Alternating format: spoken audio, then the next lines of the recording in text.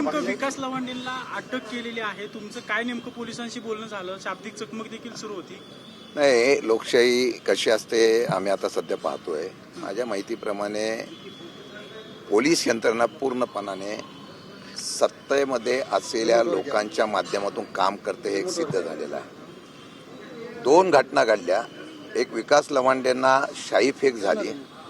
संग्राम भंडारे म्हणून कथित असलेल्या महाराजाने त्याच्याबरोबर फार साधू संत असलेली सगळी लोक होती त्या दिवशी, ज्यांच्यावर क्रिमिनल गुन्हे दाखल आहे.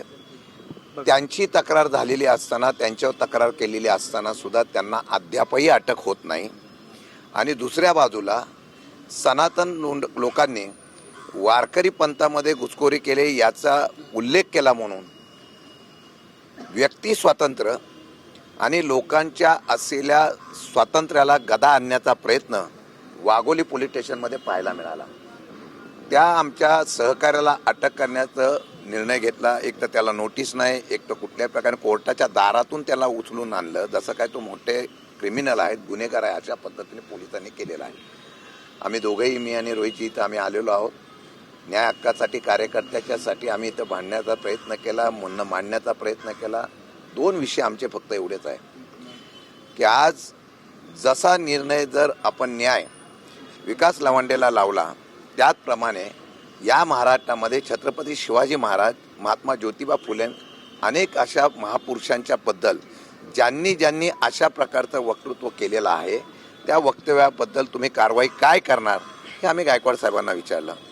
परंतु काय आहे की सध्या खादी आणि खाकी यांचा मिलाप झाल्यामुळे त्या असलेल्या खाकीला फक्त वरचा उद्देश ऐकायला लागतो, आदेश ऐकायला लागतो. त्यांनी त्याची प्रक्रिया केलेली आहे. पण मी तुम्हाला सांगतो, लढाई इथं थांबणार नाही. आम्ही दोघेही आलेलो आहोत. 23 तारखेला आम्ही पोलीस कमिशनरना भेटणार आहोत. त्यांनी ऐकलं नाही तर महासंचालकांना भेटू. एक तर या PIच्या राजीनाम्याची आम्ही मागणी करतोय, ज्यांनी निपक्षपणाने काम न करता पूर्णपणाने आपल्या दबावाचं तंत्र वापरून कायद्यातून 3 वर्षाच्या वरती गुन्हा नसेल तर अटक करता येत नाही, तरीसुद्धा अटक करण्याचा प्रयत्न केलेला आहे आणि कुठली नोटीस न देता अटक केलेला आहे.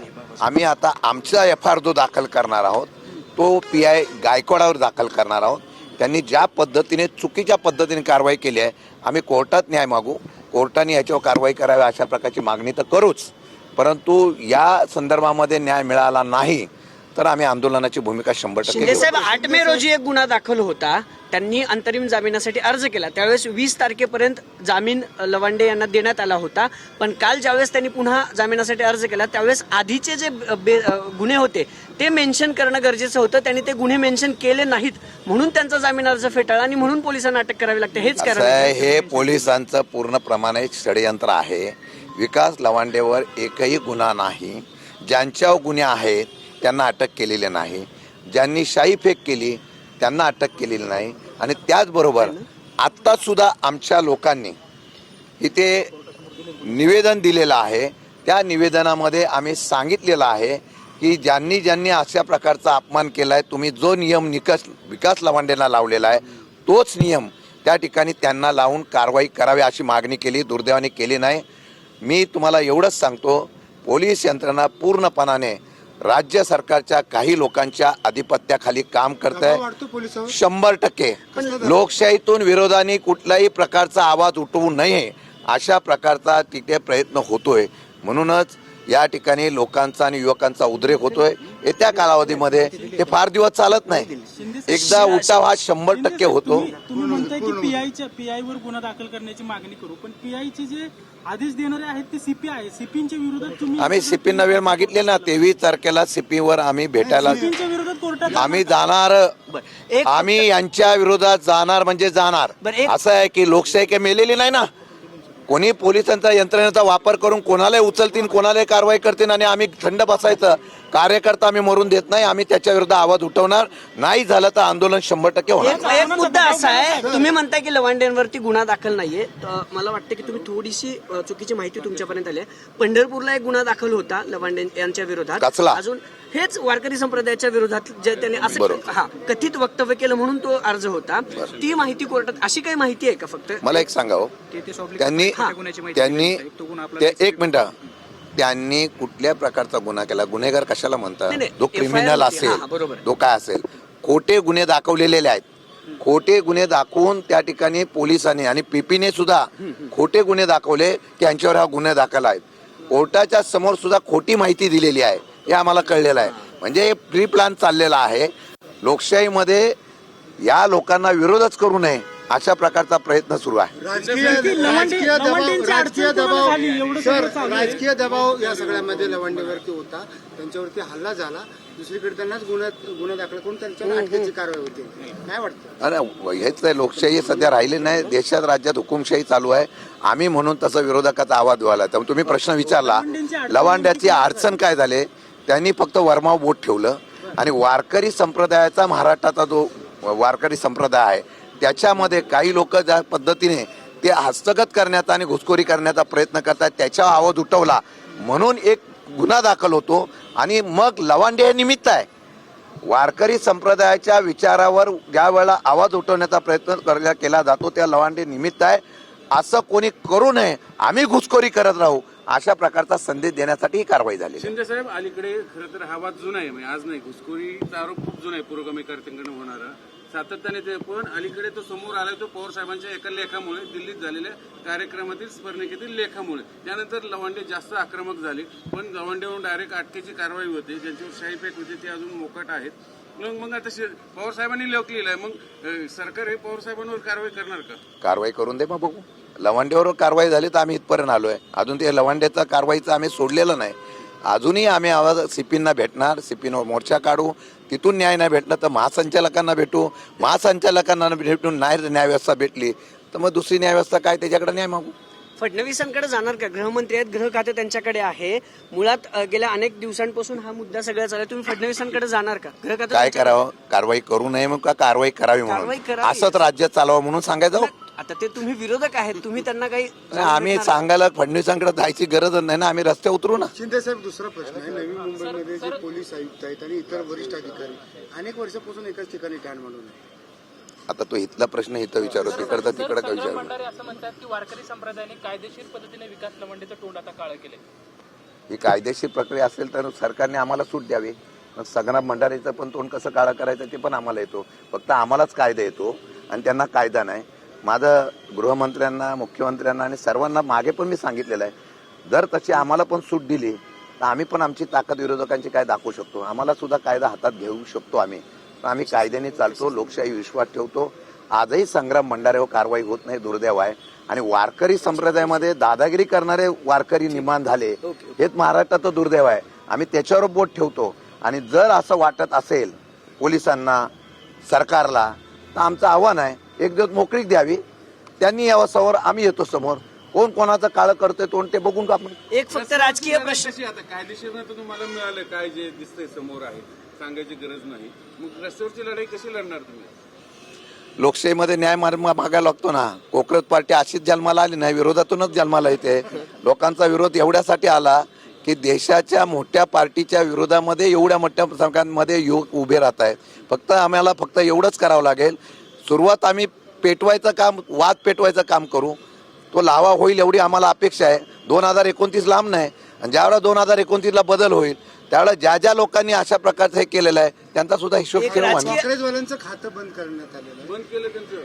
13 मिलियन झाले होते. अरे लवांडेचा आवाज बंद केला जातो, तो लोकशाही त्यांचा तरी आवाज कुठे ठेवला जाईल? एक फक्त राजकीय प्रश्न एक आहे संजय. माझी एवढीच विनंती आहे की त्या एखाद्याने आवाज उठवला,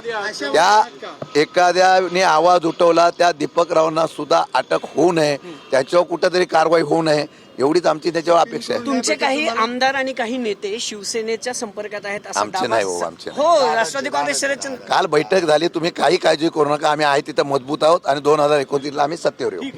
दादा, लवांडे यांना दुपारी ताब्यात घेण्यात आलं होतं. आता सगळ्या कायदेशीर प्रक्रियेनंतर अटक त्यांना दाखवली आहे. काय सगळं प्रकरण आहे? तुम्ही स्वतः 2 तास पोलीस स्टेशनमध्ये बसून पोलिसांसोबत काय चर्चा झाली? एक तर हे प्रकरण कुठं सुरू झालं हे आपण सगळ्यांनी समजून घेतलं पाहिजे. महाराष्ट्रामध्ये वारकरी संप्रदाय असल्यामुळे आपल्या या महाराष्ट्रामध्ये शांतता आहे, एकोपा आहे आणि बंधुभाव आहे. पण या वारकरी संप्रदायामध्ये काही लोक, खास करून मनुवादी विचाराचे लोक संक्रमण करत आहे अशी दबक्या आवाजात चर्चा होती. आणि मग या चर्चेला कुठंतरी पवार साहेबांनी एक वाट करून दिली. त्यानंतर विकास लवांडेंनी या विषयावर आवाज उठवला आणि त्यांनी काहीतरी 20 का काही लोकांची नावं तिथं प्रसिद्ध केली. त्यातल्या काही लोकांवर वेगळे वेगळे गुन्हे सुद्धा आहेत. मला खरं तर वारकरी संप्रदायाच्या लोकांना विचारायचं आहे, संतांनी आपल्याला कधी सांगितलं की कोणावरती शाई टाका, मारामारी करा, बंदूक बाळगा, पैशाच्या मागे जावा? त्यामुळे हे जे काही लोक आहेत ना, ते प्रामाणिक वारकरी संप्रदायामध्ये असणाऱ्या लोकांवर हे दादागिरी करणारे जे काही नवीन घुसखोर आहेत ते कुठेतरी वर्चस्व आणण्याचा प्रयत्न त्या ठिकाणी करत आहे.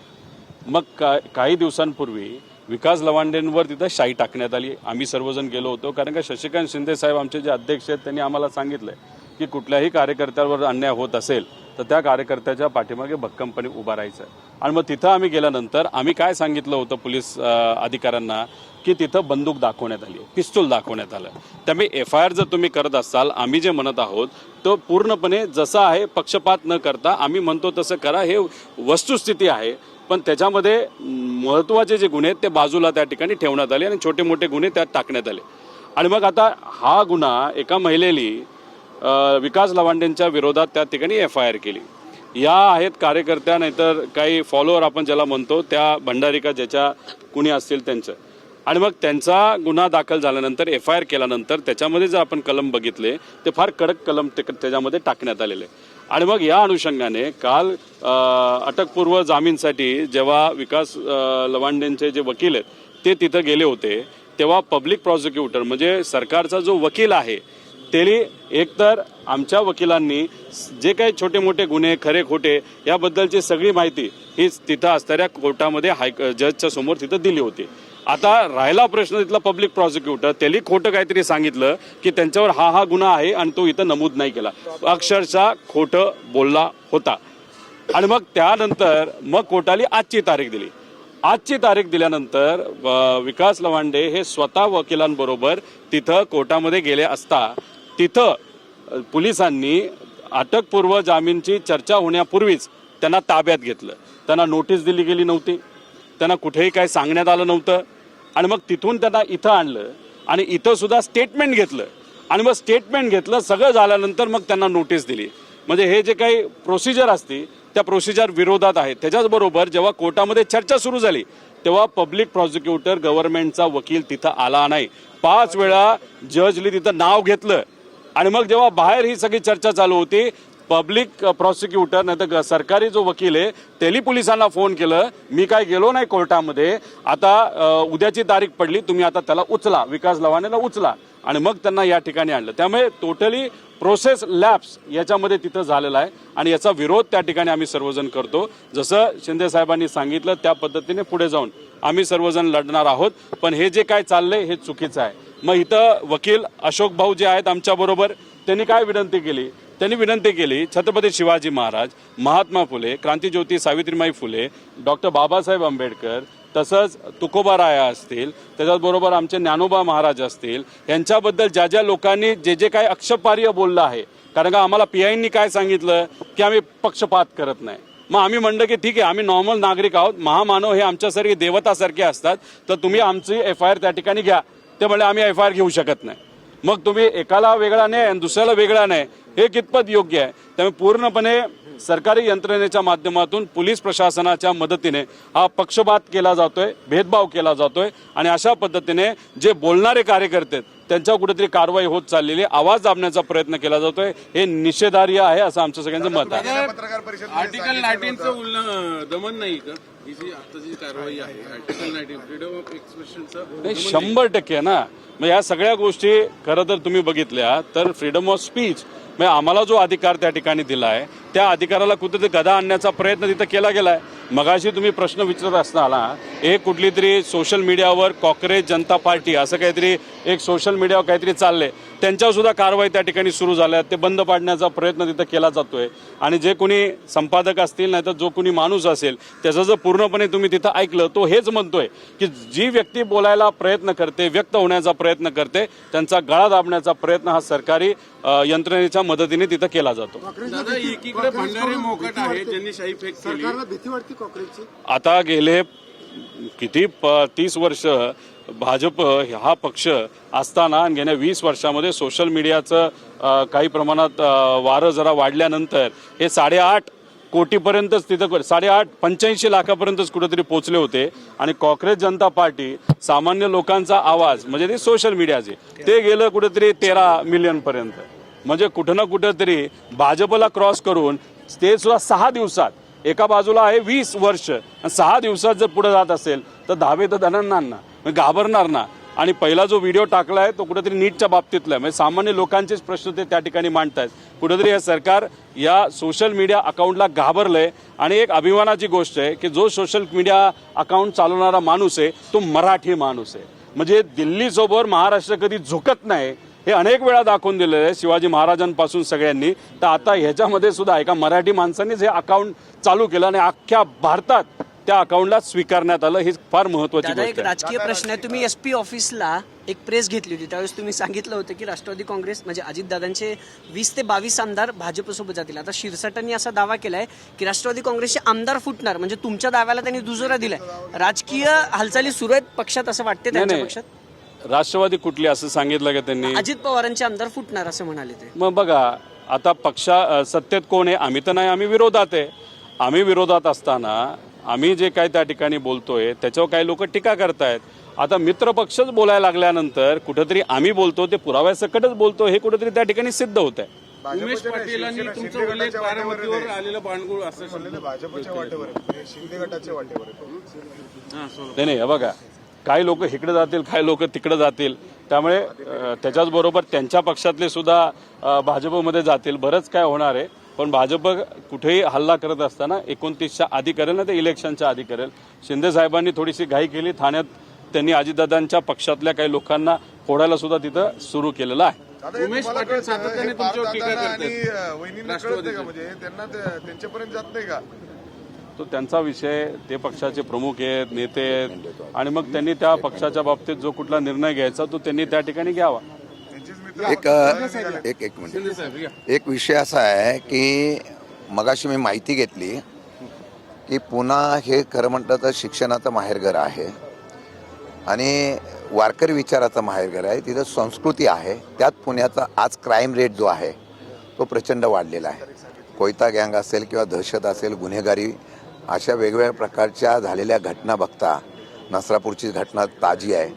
कमिशनर काय करतं मला कळत नाही की आज जर बघितलं तर अमित शहा गृहमंत्री आहेत, त्यांनी सांगितलेलं आहे की या देशामध्ये जी काही शहरं आहेत जी क्राईम रेटवर आहेत त्यामध्ये पुन्हा 5वं आहे. म्हणजे याचा अर्थ असा आहे की पुण्यामध्ये पोलीस यंत्रणा क्राईम रेट कमी करायला कमी पडते आहे. अशा प्रकारचा त्या ठिकाणी आम्ही बोलत नाही. गृहमंत्री, केंद्रीय गृहमंत्र्यांनी दिलेल्या असलेल्या आकडेवारीतून आम्ही सांगतोय. गेल्या 1 वर्षामध्ये ज्या पद्धतीने पुण्यामध्ये या ठिकाणी क्राईम रेट वाढलेला आहे याचा अर्थ पोलिसांची भीती किंवा पोलिसांची दहशत राहिलेली नाही आहे. ही सत्य परिस्थिती आपल्याला सांगायची आहे. कर्जमाफीचा प्रश्न आहे दादा. आता मुख्यमंत्र्यांनी सगळ्यांच्या बैठका, बँकांच्या सगळ्या वरिष्ठ अधिकाऱ्यांची बैठका घेत आहेत. 30 तारखेला कर्जमाफी लागू करण्यासाठी त्यांनी सांगितलेलं आहे आणि त्या दृष्टीने पावलं टाकली जातात. मात्र काही त्याच्यामध्ये वेगवेगळे लॉब्स असणार आहेत, लॅब्स असणार आहेत, काही नियम सुद्धा आहेत. नाही, विषय एवढाच आहे की जी काय चर्चा चालू आहे ती अंतर्गत चालू आहे. खरंच तुम्ही कशा पद्धतीने कर्जमाफी देणार आहात, किती रुपयेपर्यंतची कर्जमाफी देणार आहात, त्याच्याचबरोबर इतर ज्या काही अटीतटी आहेत याच्याबद्दल अजूनपर्यंत कोणाशी त्यांनी चर्चा केलेली नाही. त्यामुळे जेव्हा हे अटीतटी टाकतात त्याच्यापूर्वी सुद्धा आपण बघितलं तत्वतः अशा अटी टाकतात की त्या पूर्णच होऊ शकत नाही. त्यामुळे एकदा अनाऊन्स तर होऊ द्या, अटीतटी तरी समजून घेऊ द्या, मग याच्यावर खरं तर डिटेलमध्ये जाऊन आपल्याला बोलता येईल. तुमच्या राष्ट्रवादीतून नाराज आहेत का? परवाच्या बैठकीलाही नव्हते.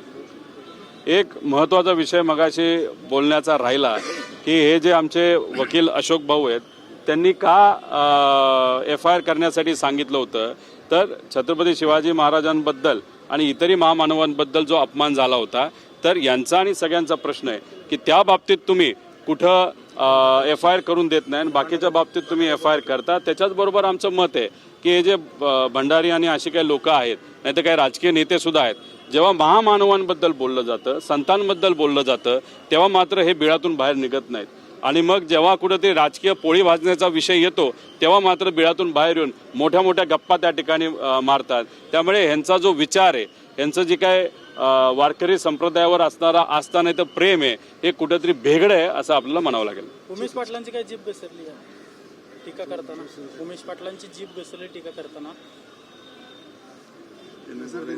नाही हे बघा, विषय एवढा आहे, काय झालंय, माझ्यावर बोललं की बातम्या होतात, त्यामुळे चटरफटर ज्यांना कोणी गावात ओळखत नाही असे लोक जरा जास्तच बोलायला लागलेले आहेत. आणि मग अशी लोक जास्त बोलायला लागली आणि मी त्यांच्या लेवलला गेलो तर बौद्धिक क्षमता माझी कुठेतरी खाली गेली असं मला वाटेल. त्यांना कोण पुढे करते का? अंधेरमध्ये पण काय त्यांचा पराभव झाला. अजून दुसरा प्रश्न आहे, नाराजीचं काय तुमचं? कुठली नाराजी आहे? परवाच्या बैठकीला नव्हतं. आता शशिकांत शिंदे साहेबांबरोबर आज इथं आलो. पाण्याचा प्रश्न कसा असतो की लगेचच्या लगेच तो सोडवला पाहिजे, कारण का पाणी जर वेळेवर सुटलं नाही तर मग पुढे होणारं नुकसान खूप मोठ्या प्रमाणात असतं. सुटलेलं पाणी जर थांबवलं असेल त्यामुळे सुद्धा मोठ्या प्रमाणात बाष्पीकरण आणि याचा नुकसान तिथं होत असतं. त्यामुळे पाण्याचा प्रश्न लगेचच्या लगेच हाताळणं महत्त्वाचं असल्यामुळे काल मी म्हणजे परवा मुंबईत होतो, परवा रात्री मी पुण्यात आलो आणि मग तो हाताळला विषय आणि तो मार्गीही लावला. तो अशा पद्धतीने मार्गी लावला आहे की इंदापूर असेल, बारामती असेल, दौंड असेल आणि पुरंदर असेल, अशा 4 तालुक्याला या कालच्या जे आमचं भांडण झालं, संघर्ष झाला, त्याचा फायदा होणार आहे. त्याचं कारण असं की आत्ता खडकवासल्याची जी वाहन क्षमता आहे कालव्याची ती 1000वर आलेली आहे. ती खरंच 1400वर आहे. ती जर 1300-1400वर गेली, 4ही तालुक्याचा प्रश्न त्या ठिकाणी संपेल. त्या अनुषंगाने त्यांच्यासाठी लढण्यासाठी आलो होतो, बाकी दुसरा कुठलाही विषय नव्हता.